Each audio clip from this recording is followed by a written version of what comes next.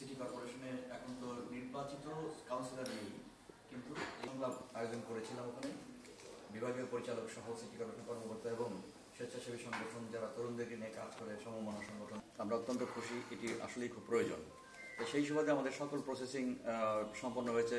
একটা প্রজেক্ট নিয়ে নামতে হলে যে প্রশাসনিক কিছু নিয়ম, আপনি আমি সচেতন, আমরা মিটিং করি, আমরা জানি কি কোথায় গেলে কি পাওয়া যাবে, কিন্তু যাদের মূলত এই সেবাটা প্রয়োজন সেই সব আমরা এখানে বসেছি।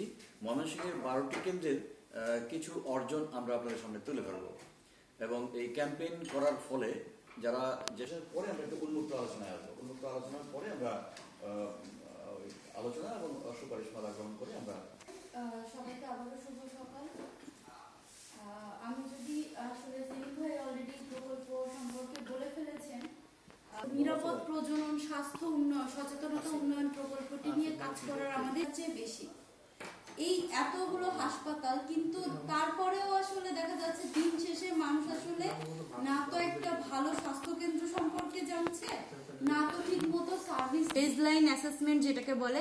যেমন গত মিটিং এ আপনাদের মধ্যে মিডিয়া পার্সোনাল, যেমন আমাদের সাথে আজকে সার্ভিস প্রোভাইডাররা আছেন, ওনারা কিন্তু এই কাজগুলো করতে চাচ্ছি। তো আমরা একদম এই প্রকল্পটি 2025 ফেব্রুয়ারি